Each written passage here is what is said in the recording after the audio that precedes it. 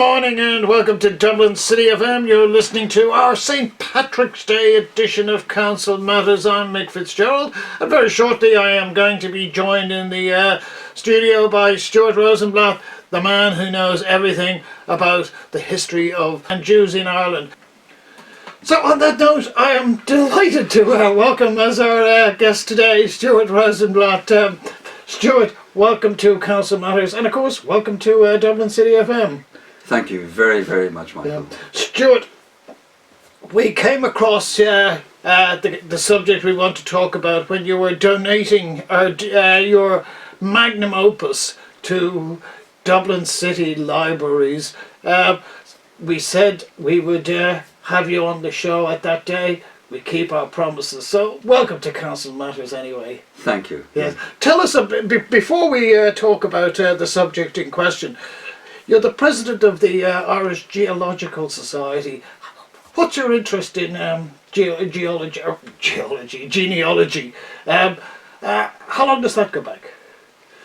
Well, 20 years ago, soon after my parents had passed on, I decided that I'd check into my family history. Mm-hmm.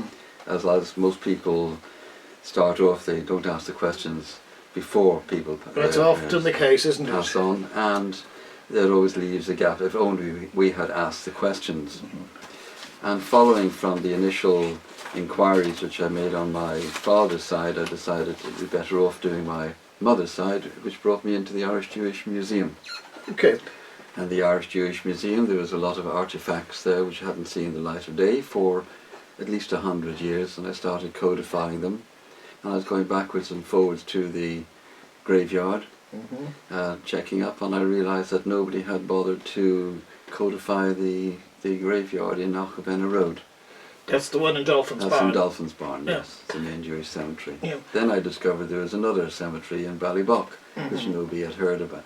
Well, very few people knew there was one, not far away from where we are now, in Ballybock. Well, Stuart, you see, this is where I have the advantage on you. I literally grew up across the road from that one, and so I didn't know there was one in Dolphin's Barn until much later, but I always knew there was one in Ballybock. Yes. And the question you're going to ask, people will ask, well, whereabouts in Ballybock is it? I think it's Richmond. No, it's actually almost on the corner of Richmond Road and Fairview Strand, but it's actually on Fairview Strand. And it's a unique building. You'd almost miss it because it's got high walls.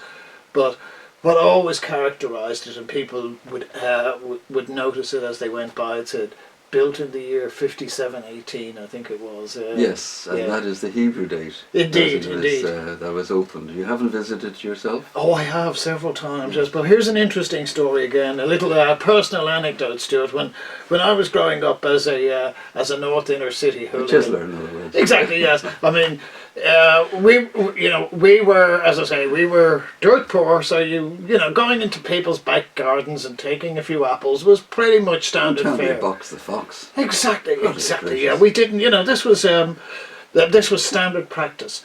But the only place that we never went in and climbed over the wall was the Jewish graveyard, and I don't know why. There was all sorts of mythology grew up about it. But there was a prince buried there. Turns out that's not true. But it was, for some reason or other, this it was like a taboo within the area, and we were hooligans. We were not frightened of anything, but there was something about those walls that made us wary.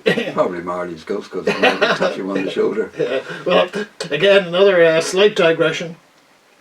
When I came back to Ireland 20 years ago, and I went down to visit it, and the caretakers were telling me that some of the locals, probably after a few pints, got the idea that Jews buried their money with them.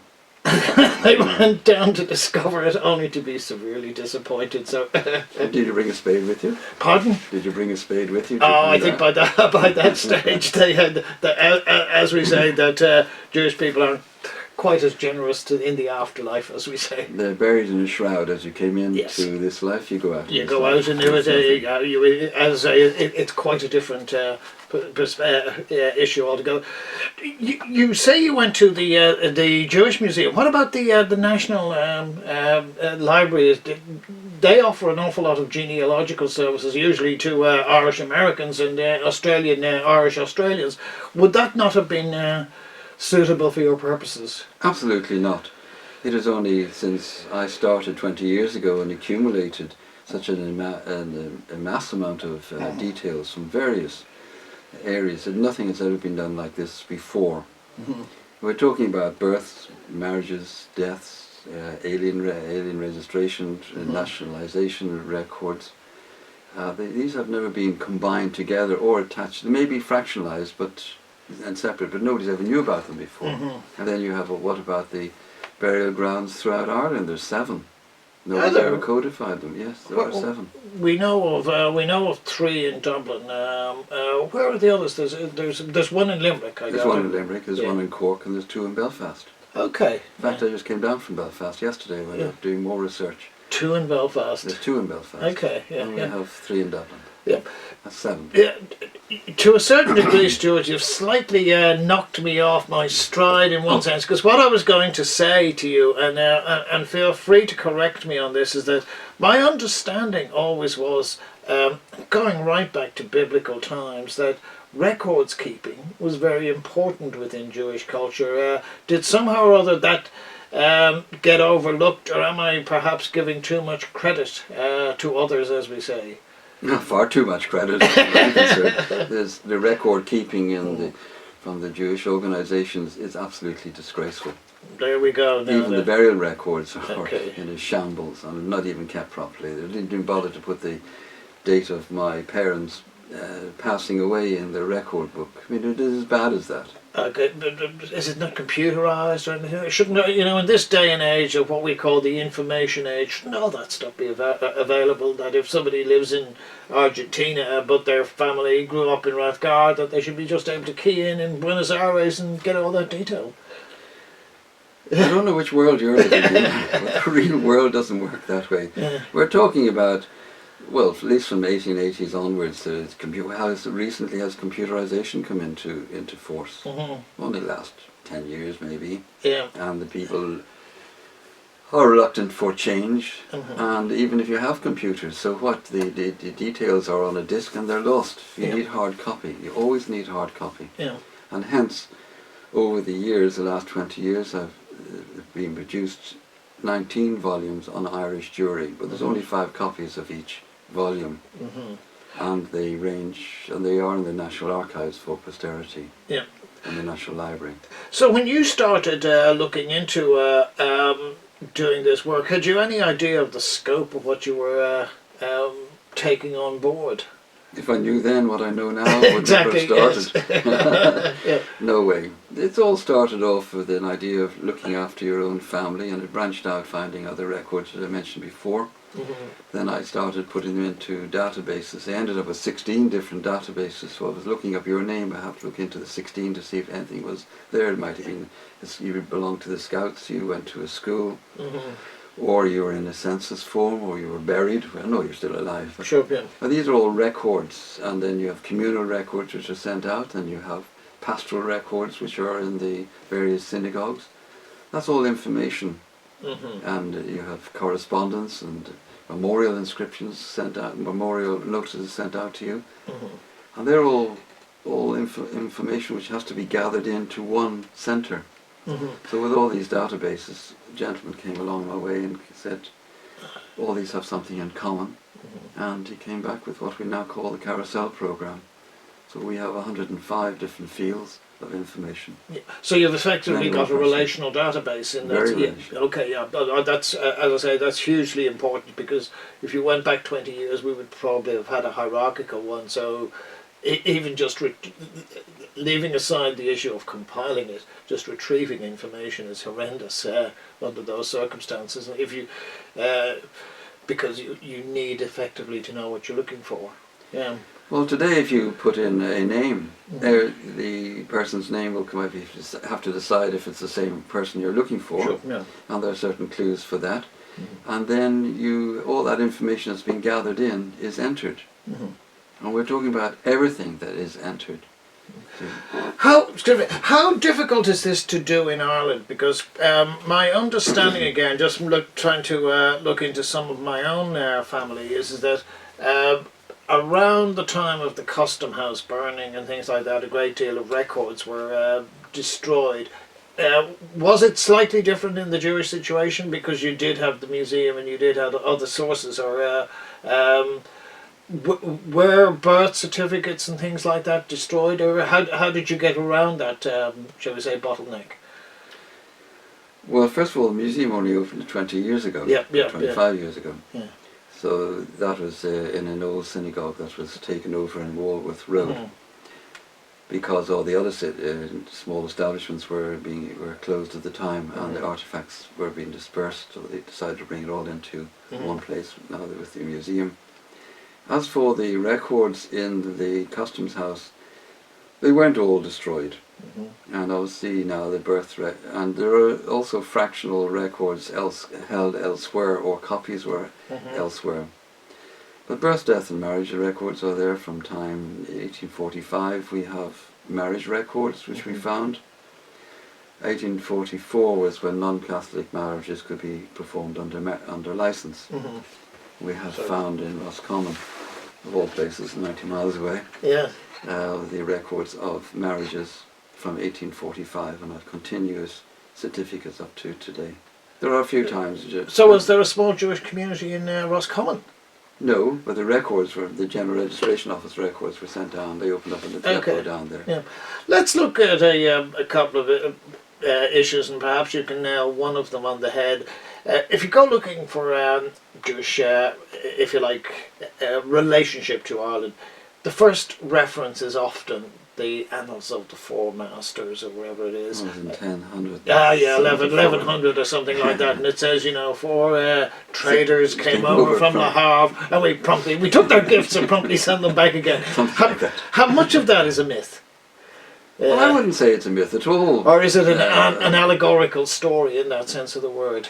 No, I would say there's they came over from Rouen, which was to King Todordach, if I recall correctly. He was the king of Munster, and they were merchants coming in from Rouen, which is in northern France, which is the main trading centre. Then in 1555, William Ennis became the Lord Mayor, or the Mayor of Youghal. And then in the 1600s, Cromwell came over, and that's really when the records start coming into play. You mentioned William Ennis. He was I think he was the Mayor of Youghal, wasn't he? Mayor of Youghal. Where did he come from? Was he from Iberia? Was he part of that Spanish-Portuguese expulsion? Yes, I would say he was a Marano who had come over, and he settled down there. And then over a period of time, a number of his relatives became mayors as well. Because up until, you mentioned Cromwell, who's, as we say, is a somewhat controversial figure in Ireland, but my understanding is that there were no Jews permitted in Britain until, from I think about 1200 or something like that, for the expulsion, to the period when Cromwell came in, and Cromwell lifted that ban. So was the entry into Ireland slightly easier, or were there people going into Britain but somewhat more surreptitiously changing their name or whatever, Stuart? Well, I wouldn't say they were changing their name. First of all, there was expulsion from England to Ireland in 1200 because the king at the time didn't want to pay his dues back to he borrowed from the Jewish community. And then 40 years afterwards, when they say expelled to Ireland, yes, they may have been in Dublin, but where they were expelled 40 years later from the domains of Britain or Ireland, they would have moved outside of Dublin to other areas which were not under their control. So it wasn't as if they had just disappeared from the actual country, but they moved into different areas. But they didn't come back in again until Cromwell, because he perceived their business acumen and diplomatic connections very important, plus the fact they financed him as well. Now there's a community in Cork in that period of time, and in fact there's a graveyard in Kemp Street in Cork, which was a burial ground. It's now a car park. And we know nothing, absolutely nothing about that earlier people that came here. And what period would that have been? Well, the graveyard was about 1700, so 1700.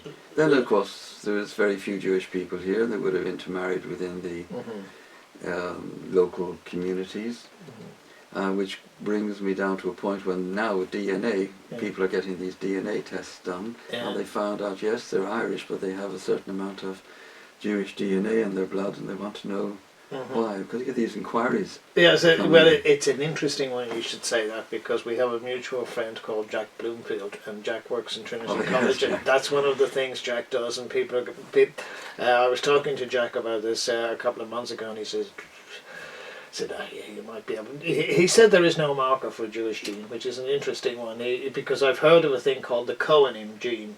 But he reckons that there is no such marker per se. But that's a subject for another day, Stuart. Now tell me, but Gerald, you mentioned the community in Cork. Now, a very important man down there and a very prominent person was Gerald Goldberg, the late Gerald Goldberg. Now, Gerald used to, I believe, claim, he said, that the current Jewish community in Dublin, leaving aside the last 20 years, he said, could be traced to 5 shtetls in Lithuania. Was he being a bit Irish there in the sense of not letting the truth get in the way of a good story, or is it that homogenous, by and large, the community that's here now? I like the word homogenous. Yeah. I have to explain to me later on. Yes, in actual fact, most of the Irish Jewish community per se came from a town called Akmenė or Akmean in Lithuania, and there's Telshi, and there's a few other within 20-mile region. Sure. Of course, this all comes from the May laws of 1882, when Alexander II was being assassinated, attempted assassination on his life. There was one Jewish person involved, who had given a safe house for the insurgents, and the whole community was then blamed for it, and the laws were brought in that for 25 years, children over 12 years of age were being conscripted into the army. Yes. And this caused a tremendous upheaval. And so people started to move out.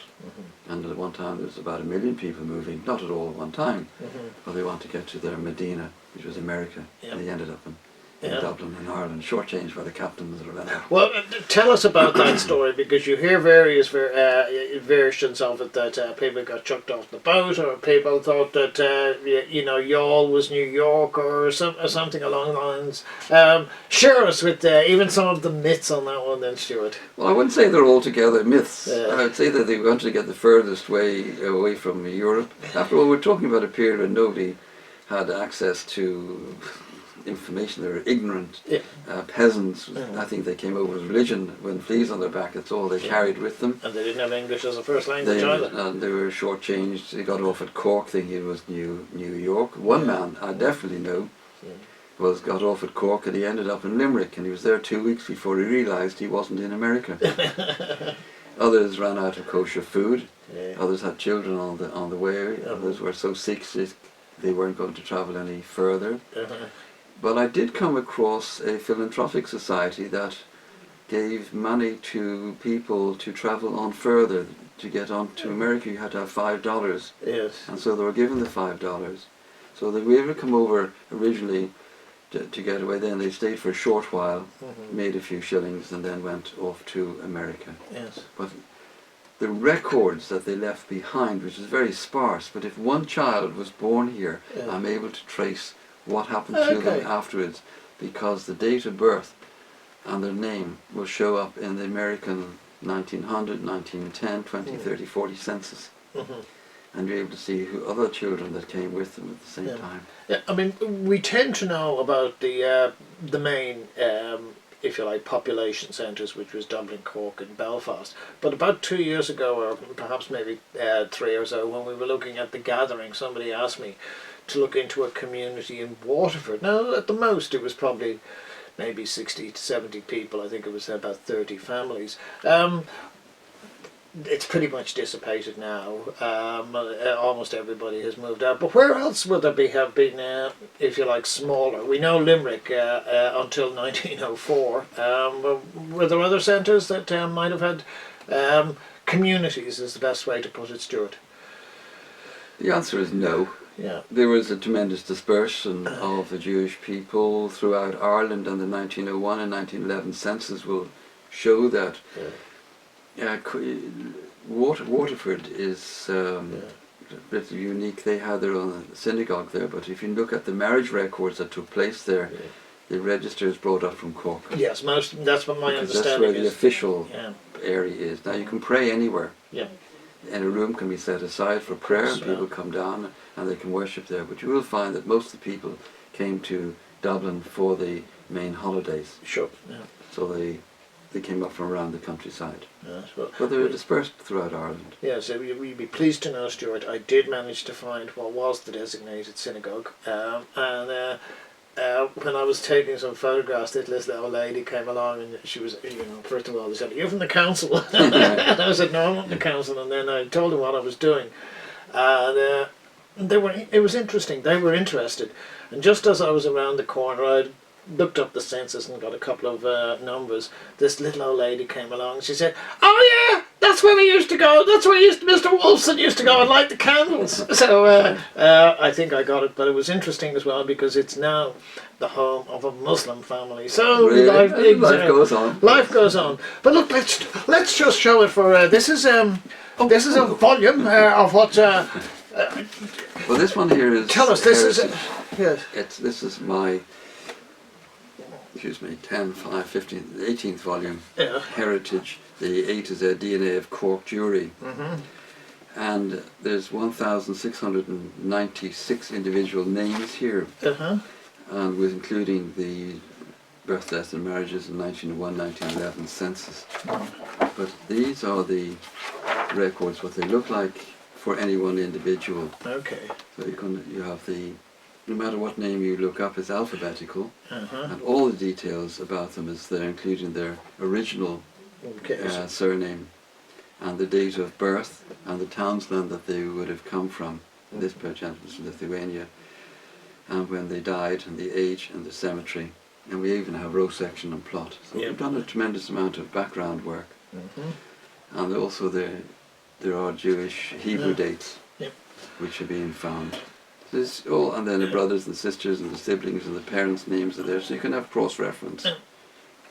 So why aren't Board Faulty promoting this, Stuart? I mean, this seems like, we do this all the time for the Irish Americans, as we call it, but I mean, we know ourselves that you get plenty of Jewish visitors coming here, and their heritage, they're always interested, particularly the ones who have a connection to Ireland. So perhaps maybe we need to start talking to the powers that be, because we know that when yourself and myself were down at Pearse Street Library, the Lord Mayor was very impressed with your work down there.